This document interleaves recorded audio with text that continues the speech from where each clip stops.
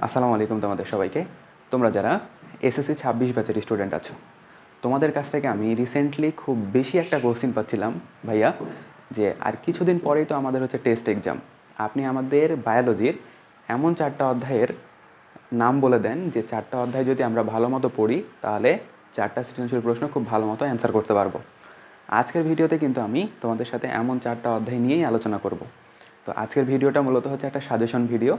আমি এই ভিডিওর মাধ্যমে তোমাদের বায়োলজি যে বইটা আছে এই বইয়ের হচ্ছে যে সিকিউ প্রশ্ন তোমরা কীভাবে লিখবা সেটা নিয়ে একটু হচ্ছে যে আলোচনা করব।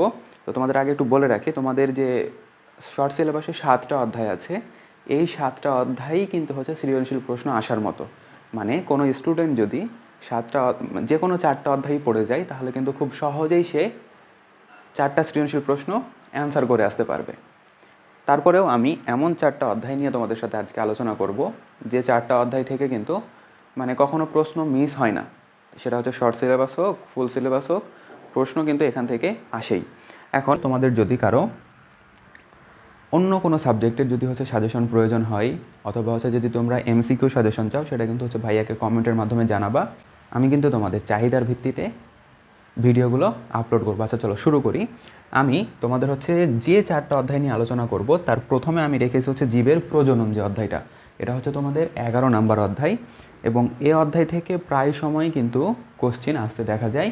এখন তোমরা জীবের প্রজনন অধ্যায়ের মধ্যে তুমি 2টা অংশ পাবা, একটা হচ্ছে যে উদ্ভিদের প্রজনন আর একটা হচ্ছে প্রাণীর প্রজনন। এখন তোমাদের শর্ট সিলেবাসে কিন্তু প্রাণীর প্রজননটা বাদ দেওয়া হয়েছে, শুধুমাত্র উদ্ভিদের প্রজননটা রাখা হয়েছে। এখন আমরা কি জানি বলো তো? আমরা জানি হচ্ছে উদ্ভিদের প্রধান প্রজনন অঙ্গ হচ্ছে ফুল। তাহলে তোমাকে প্রথমে কি করতে হবে, একটা আদর্শ ফুলের গঠন চিত্রসহ খুব ভালো মতো পড়ে ফেলতে হবে। এবং একটা আদর্শ ফুলের যে অংশগুলো থাকে সেই অংশগুলোর ছোট্ট করে একটু হচ্ছে যে বর্ণনা তোমাকে করতে হবে। পরীক্ষায় যদি আসে তাহলে কিন্তু তোমাকে চিত্রসহ একটু গঠন, যে 5টা অংশ আছে সে গঠনের বর্ণনা তোমাকে দিতে হবে। এরপরে তুমি যেটা পড়বা সেটা হচ্ছে পুংগ্যামিটোফাইটের উৎপত্তি। আচ্ছা বলো তো ভাইয়া, পুংগ্যামিটোফাইট এখানে বলতে কী বোঝায়? আমরা কি জানি গ্যামিট হচ্ছে 2 ধরনের, গ্যামিট বা জননকোষ হচ্ছে 2 ধরনের। একটা হচ্ছে যে পুংগ্যামিট আর হচ্ছে স্ত্রীগ্যামিট। পুংগ্যামিট মানে হচ্ছে শুক্রাণু অ্যান্ড স্ত্রীগ্যামিট মানে হচ্ছে ডিম্বাণু। তো উদ্ভিদের এই যে প্রজননের সময় শুক্রাণু এবং ডিম্বাণুটা কিভাবে তৈরি হচ্ছে সেই প্রক্রিয়াটা কিন্তু তোমাকে জানতে হবে। এবং তারপরে হচ্ছে যে নিষেক সম্পর্কে তোমাকে জানতে হবে। তুমি যদি এই 4টা অংশ ভালো মতো পড়ো, একটা আদর্শ ফুলের গঠন, পুংগ্যামিটোফাইটের উৎপত্তি, স্ত্রী গ্যামিটোফাইটের উৎপত্তি এবং নিষেক, এই 4টা অংশ যদি তুমি ভালো করে পড়ে ফেলো তাহলে কিন্তু এই অধ্যায় থেকে যে কোনো ধরনের কোশ্চেন আসুক তুমি খুব সুন্দর মতো খুব ইজিলি তুমি কিন্তু অ্যান্সার করতে পারবা। এরপরে দেখো, এরপরে হচ্ছে তোমাদের 12 নাম্বার যে অধ্যায় আছে, অর্থাৎ জীবের বংশগতি এবং বিবর্তন। এটা হচ্ছে আরেকটা মোস্ট ইম্পর্টেন্ট অধ্যায়। অর্থাৎ 11 নাম্বার এবং 12 নাম্বার অধ্যায় থেকে কখনো কিন্তু সৃজনশীল প্রশ্ন মিস হয় না। তাহলে বংশগতি থেকে তোমরা কোন কোন টপিকগুলো পড়বা? তোমরা পড়বা হচ্ছে ডিএনএর রাসায়নিক গঠন। প্রথমেই ডিএনএর রাসায়নিক গঠন যেটা আছে, রাসায়নিক মানে ডিএনএটা আসলে কীভাবে তৈরি হয়েছে, এর মধ্যে কোন কোন উপাদানগুলো থাকে সেগুলো হচ্ছে যে সুন্দর মতো চিত্র সহকারে পড়ে ফেলবা।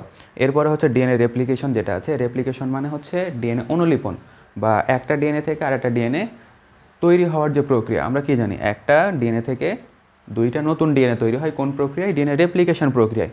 এই প্রক্রিয়াটা তোমাকে হচ্ছে সুন্দর মতো পড়ে ফেলতে হবে। তারপরে পড়বা হচ্ছে ডিএনএ টেস্ট। এখন এই যে ডিএনএ টেস্ট, এই ডিএনএ টেস্টটা কিন্তু প্রায় সময় আসতে দেখা যায়। এখন ডিএনএ টেস্ট জিনিসটা কি?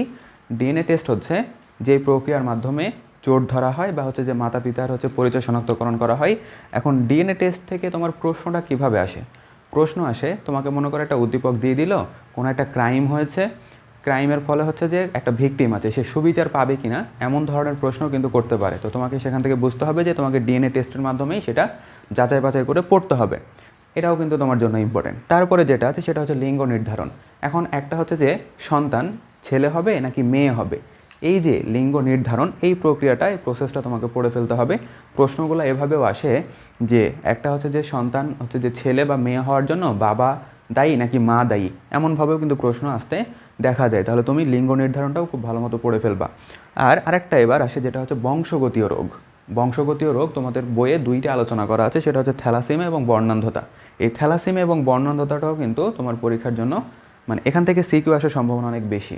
থ্যালাসেমিয়া এবং বর্ণান্ধতা থেকে খুব ভালো সৃজনশীল প্রশ্ন আসে। তাহলে তুমি এই যে বংশগতি যেটা আছে এখান থেকে আমি 5টা হচ্ছে টপিক লিখে রেখেছি। এটা ডিএনএ রাসায়নিক গঠন, ডিএনএ রেপ্লিকেশন, ডিএনএ টেস্ট, লিঙ্গ নির্ধারণ, থ্যালাসেমিয়া এবং বর্ণান্ধতা।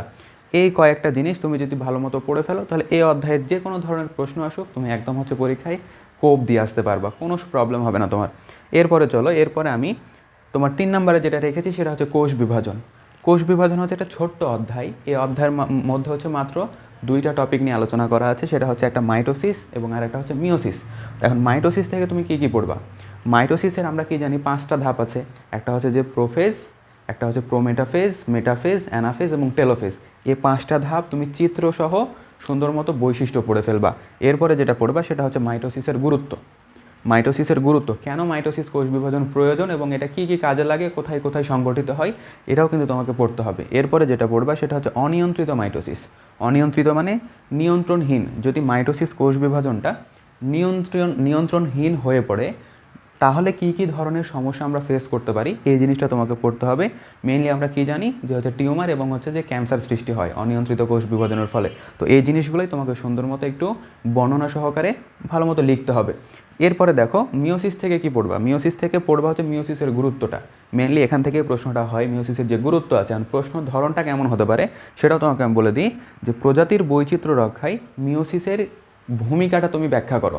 প্রজাতির বৈচিত্র্য রক্ষায় সবসময় মনে রাখবা, প্রজাতির বৈচিত্র্য কথাটা তুমি যেখানে দেখতে পাবে সেখানেই তোমাকে হচ্ছে যে মিওসিসটা ইন্ডিকেট করা হয়েছে।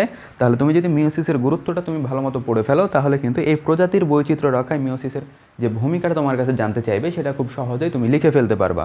তাহলে এই কোষ বিভাজন থেকে এই কয়েকটা টপিক, এবং এটার সাথে আরেকটা ইম্পর্টেন্ট জিনিস সেটা হচ্ছে মাইটোসিস এবং মিওসিস কোষ বিভাজনের যে পার্থক্য, এই পার্থক্যটাও বারবার প্রশ্ন পরীক্ষায় আসে। তাহলে এই পার্থক্যটাও খুব সুন্দর মতো দেখে রাখবা। তাহলে কয়েকটা জিনিস, মাইটোসিসের হচ্ছে 5টা ধাপ, তারপর হচ্ছে মাইটোসিসের গুরুত্ব, অনিয়ন্ত্রিত মাইটোসিস কোষ বিভাজন, মিওসিসের গুরুত্ব এবং হচ্ছে মাইটোসিস এবং মিওসিস কোষ বিভাজনের পার্থক্য। এই কয়েকটা টপিক তুমি দেখে গেলে কোষ বিভাজন থেকে যে ধরনের প্রশ্ন আসুক তুমি অ্যান্সার করতে পারবা। এরপরে যেটা আছে সেটা লাস্টে যে অধ্যায়টা আমি রেখেছি সেটা হচ্ছে জীবের পরিবেশ। এখন এই জীবের পরিবেশ থেকে কোথা থেকে মানে প্রশ্ন আসতে পারে? প্রথমত আমি দেখো খাদ্য শিকল এবং খাদ্যজাল। এই খাদ্য শিকল এবং খাদ্যজাল থেকে তোমার প্রশ্ন হতে পারে। এখন বিষয় হচ্ছে যে কেমন টাইপের প্রশ্ন খাদ্য শিকল এবং খাদ্যজাল থেকে হতে পারে। দেখো আমি 3 ধরনের জিনিস লিখে রেখেছি এখানে, যে খাদ্যজাল থেকে, খাদ্যজালে যে সকল প্রাণীগুলো আছে তাদের মধ্যে একটা যে শক্তির প্রবাহ আছে, তাই না? আমরা পড়েছিলাম শক্তির প্রবাহ এবং পুষ্টির প্রবাহ। এই শক্তির প্রবাহ অথবা পুষ্টির প্রবাহটা তোমার কাছে হচ্ছে যে জানতে চাইতে পারে, তোমাকে এটা ব্যাখ্যা করতে হবে। এরপরে যেটা আছে সেটা যে খাদ্যজাল, একটা তোমাকে উদ্দীপক দিয়ে দিল এবং উদ্দীপক থেকে তোমাকে হচ্ছে খাদ্যজাল বা হচ্ছে যে খাদ্য শিকল তোমাকে তৈরি করতে বলতে পারে, এবং খাদ্য শিকলও তৈরি করতে বলতে পারে অথবা খাদ্য জালও তৈরি করতে পারে। তাহলে কিভাবে হচ্ছে খাদ্য জাল বা খাদ্য শিকল তৈরি করতে হয় বা তৈরি হয়, কোন কোন উপাদানগুলো এখানে থাকে সেগুলো তোমাকে সুন্দর মতো পড়তে হবে। এরপরে আরেকটা যেটা আছে সেটা হচ্ছে কোনো প্রাণী যদি অনুপস্থিত থাকে, মানে সেখান থেকে যদি বিলুপ্ত হয়ে যায় বা সেখানে অনুপস্থিত থাকে, তাহলে বাস্তুতন্ত্রের ওপরে কোন ধরনের প্রভাব পড়তে পারে, এমন টাইপের প্রশ্ন কিন্তু তোমার কাছে জানতে চাইতে পারে। এটা গেল হচ্ছে কি খাদ্য শিকল এবং খাদ্যজাল। এরপরে তুমি কি পড়বা? মিথস্ক্রিয়া এবং হচ্ছে আন্তঃনির্ভরশীলতা যে একটা টপিক আছে আমাদের, এই মিথস্ক্রিয়া এবং আন্তঃনির্ভরশীলতার মধ্যে কয়েকটা জিনিস আছে। দেখো, একটা হচ্ছে মিউচুয়ালিজম, কমেন্সিলিজম, শোষণ, প্রতিযোগিতা, অ্যান্টিবায়োসিস। এই যে কয়েকটা জিনিস তোমাকে এই জায়গাটুকু খুব সুন্দর মতো হচ্ছে পড়ে ফেলতে হবে, কারণ এই জায়গা থেকে তোমার খ নম্বরেও তুমি প্রশ্ন কমন পেতে পারো, আবার ঘ নম্বরেও তুমি হচ্ছে প্রশ্ন কমন পেতে পারো। তাহলে এই জায়গাটা তোমার জন্য খুব ইম্পর্ট্যান্ট একটা জায়গা। তারপরে দেখো শক্তির পিরামিডটা ভালো মতো পড়বা, এবং জলজ বাস্তুতন্ত্র যেটা আছে, জলজ বাস্তুতন্ত্রে কোন কোন উপাদানগুলো থাকে চিত্র সহকারে পড়বা। এরপরে লাস্টে যেটা আছে সেটা হচ্ছে জীব বৈচিত্র্যের গুরুত্ব। তাহলে এই যে জীবের পরিবেশ, এই জীবের পরিবেশ থেকে তুমি যদি এই কয়েকটা টপিক সুন্দর মতো পড়তে পারো, খাদ্য শিকল, খাদ্যজাল, মিথস্ক্রিয়া এবং আন্তঃনির্ভরশীলতা, তারপর হচ্ছে শক্তির পিরামিড, জলজ বাস্তুতন্ত্রের চিত্র এবং জীব বৈচিত্র্যের গুরুত্ব, তাহলে কিন্তু তুমি এখান থেকে যেই ধরনের কোশ্চিনই আসুক তুমি হচ্ছে যে অ্যান্সার করতে পারবা এবং পরীক্ষা একদম হচ্ছে যে কোপ দিতে পারবা। তাহলে এই ছিল তোমার হচ্ছে 4টা অধ্যায়ের সাজেশন। মানে তুমি যদি এই 4টা অধ্যায়, এই টপিকগুলো মেইনলি এই টপিক থেকেই কিন্তু হচ্ছে যে সৃজনশীল প্রশ্ন হয়, তাহলে কিন্তু তুমি খুব সুন্দর মতো তোমার টেস্ট পরীক্ষায় তুমি হচ্ছে 4টা সৃজনশীল প্রশ্ন খুব সহজেই অ্যান্সার করে আসতে পারবা। তাহলে ভাইয়া তোমরা হচ্ছে যে খুব সুন্দর মতো এই জায়গাগুলো হচ্ছে পড়তে থাকো, ইনশাআল্লাহ তোমরা হচ্ছে যে ভালো কিছু করবা, ভালো হচ্ছে যে পরীক্ষা দিয়ে আসবা। এখন বিষয় হচ্ছে যে তোমরা যদি এই ধরনের আরও তোমাদের যে সাবজেক্টগুলো আছে, কেমিস্ট্রি বলো, তারপর হচ্ছে বিজিএস বলো, এগুলোর যদি তোমরা যে সাজেশন পেতে চাও তাহলে কিন্তু ভাইয়ার সাথে যুক্ত থাকতে হবে ইউটিউব চ্যানেলে, এবং হচ্ছে যে ভাইয়ার কিন্তু একটা হচ্ছে ফেসবুক পেজ আছে নয়ন একাডেমি নামে, তোমাদেরকে কিন্তু এখানে যুক্ত হতে হবে। এখন এখানে যুক্ত হলে তুমি কী কী পাবা, এখানে কিন্তু আমি বিভিন্ন হচ্ছে অধ্যায়ের নোটগুলো শেয়ার করব, এবং এখানে কিন্তু আমি হচ্ছে বিভিন্ন ধরনের ক্লাস আপলোড করব, এবং তার চেয়েও বেশি কথা হচ্ছে তুমি তোমার যে প্রবলেমগুলো আছে সেগুলো কিন্তু এখানে হচ্ছে শেয়ার করতে পারবা। তুমি শেয়ার করলে ভাইয়া কিন্তু দেখতে পাবো, এবং সে অনুযায়ী কিন্তু তোমাদেরকে আমি হচ্ছে ভিডিও দিব। তো তোমরা ততক্ষণ পর্যন্ত হচ্ছে সবাই ভালো থাকো এবং মন দিয়ে পড়াশোনা করো। এই টপিকগুলো ভালো মতো একদম ঝালাফালা করে পড়ে ফেলো, দেখবা পরীক্ষায় তুমি একদম কোপ দিয়ে চলে আসবা। তো ঠিক আছে, ততক্ষণ পর্যন্ত সবাই ভালো থাকো, সুস্থ থাকো। আল্লাহ হাফেজ।